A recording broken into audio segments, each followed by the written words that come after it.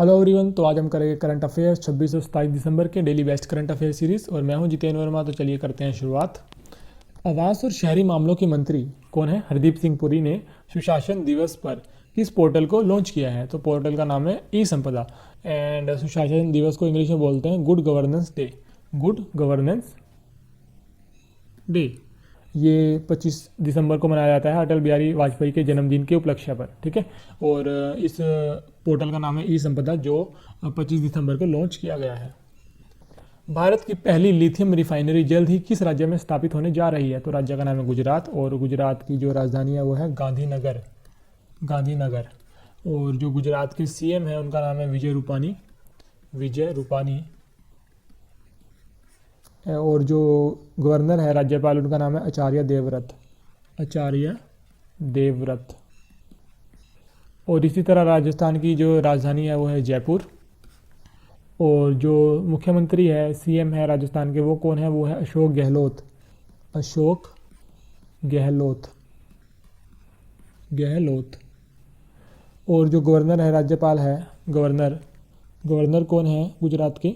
Governor का नाम है कालराज मिश्रा। कालराज मिश्रा। इसी तरह ओडिशा की जो राजधानी है वो है भुवनेश्वर। भुवनेश्वर। और जो सीएम है ओडिशा के उनका नाम है नवीन पटनायक। नवीन पटनायक। और गवर्नर है गणेशी लाल। इसी तरह छत्तीसगढ़ की जो राजधानी है वो है रायपुर। और जो छत्तीसगढ़ के सीएम है उनका नाम है भूपेश बहगल। भूपेश बहगल। और जो राज्यपाल है राज्यपाल उनका नाम है अनुसुईया। अनुसुईया। अनुसुईया। अनुसुईया उके। अनुसुईया उके। अनुसुईया उके जो है राज्यपाल है छत्तीसगढ़ के। ठीक है। तो ये आपको सारे याद रखना है। किस राज्य ने नागरिक केंद्रित सेवाओं की डिलीवरी में सुधार करने के लिए मोबाइल ऐप और वेब पोर्टल को लॉन्च किया? तो पंजाब की जो राजधानी है वो है चंडीगढ़। चंडीगढ़ जो है वो हरियाणा की राजधानी भी है।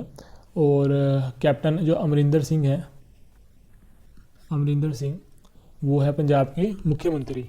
और जो गवर्नर है राज्यपाल है वो है वीपी सिंह बदनौरे। वीपी सिंह बदनौरे। ठीक है। राजस्थान का मैंने आपको बता दिया। हरियाणा के हैं मनोहर लाल खट्टर। मनोहर लाल खट्टर। और जो राज्यपाल है उनका नाम है सत्यदेव आर्य। सत्यदेव आर्य। और तमिलनाडु का ये आपके लिए घर के लिए है प्रश्न। आपको मुझे बताना है कि तमिलनाडु के जो सीएम है और जो गवर्नर है वो कौन है। आपको मुझे कमेंट सेक्शन में बताना है।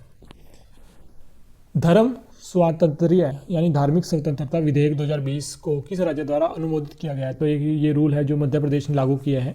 मध्य प्रदेश के पहले मैं आपको ये बता देता हूँ कि मुख्यमंत्री है शिवराज सिंह चौहान। शिवराज सिंह चौहान। और आनंदीबेन पटेल जो है आनंदीबेन पटेल वो है राज्यपाल। आनंदीबेन पटेल जो है वो यूपी की राज्यपाल भी है। यूपी और एमपी यानी उत्तर प्रदेश और मध्य प्रदेश दोनों राज्यों की राज्यपाल है आनंदीबेन पटेल। तो अभी इस रूल में क्या है कि जैसे अब कोई भी इंसान किसी भी औरत को किसी भी वुमेन को उसके धर्म परिवर्तन के लिए फोर्स नहीं कर सकता। अगर वो ऐसा करता है तो उसको 10 साल तक की जेल हो सकती है और 50,000 रुपये तक का जुर्माना हो सकता है। ठीक है। तो ये रूल जो है मध्य प्रदेश ने लागू किया है। किस राज्य के मुख्यमंत्री जयराम ठाकुर ने राज्य की राजधानी में 96वीं जयंती के अवसर पर दिवंगत पूर्व प्रधानमंत्री अटल बिहारी वाजपेयी की 18 फीट ऊंची प्रतिमा का अनावरण किया है? तो स्टेट है हिमाचल प्रदेश और मुख्यमंत्री है जयराम ठाकुर। हिमाचल प्रदेश के मुख्यमंत्री है। कैपिटल है शिमला। ठीक है। और जो गवर्नर है गवर्नर का नाम है बंडारू दत्तात्रेय।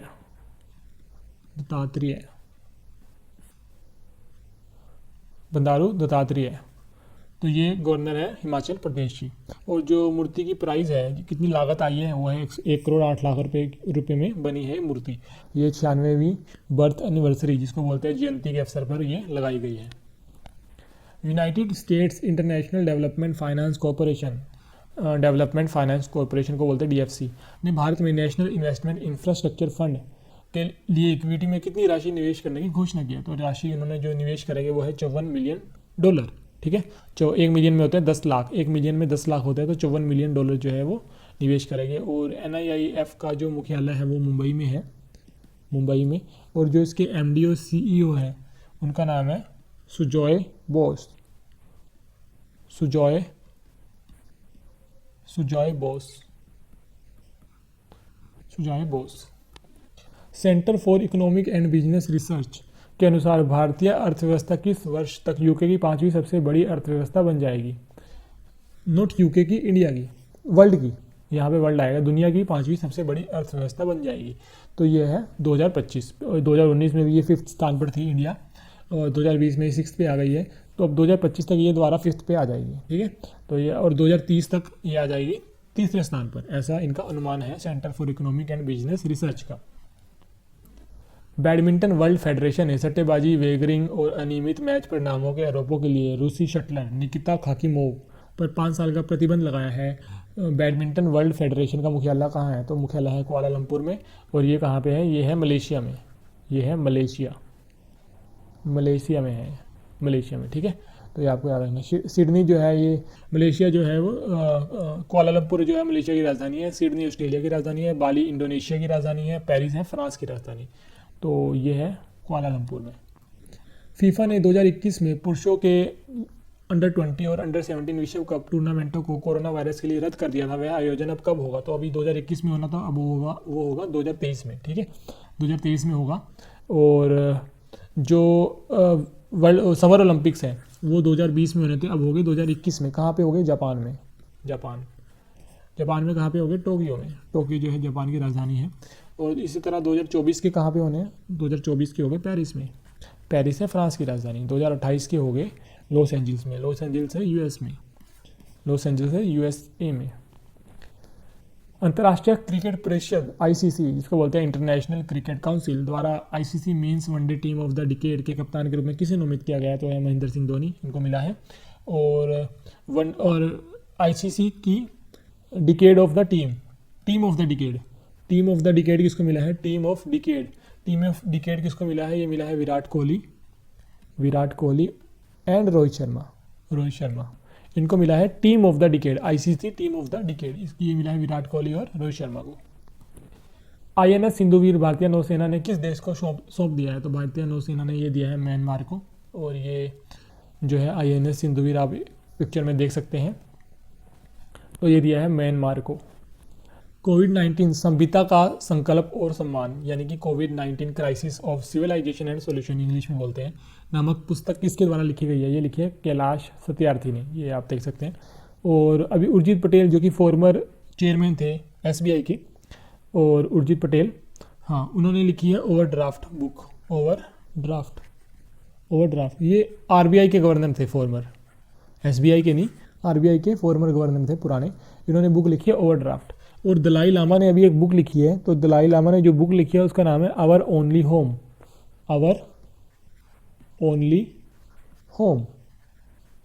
और पोप फ्रांसिस ने जो बुक लिखी है उनका नाम है let us dream. Shamsur Rahman Faruqi का निधन हो गया। वह किस क्षेत्र से संबंधित थे? वो एक कवि थे। और जॉन एड्रिक का निधन हो गया। वो कौन थे? वो थे क्रिकेटर, इंग्लैंड के क्रिकेटर थे। और रॉबिन जैकमैन, ये भी इंग्लैंड से थे, ये थे क्रिकेटर, ठीक है, ये बॉलर थे रॉबिन जैकमैन, इनका भी निधन हो गया है।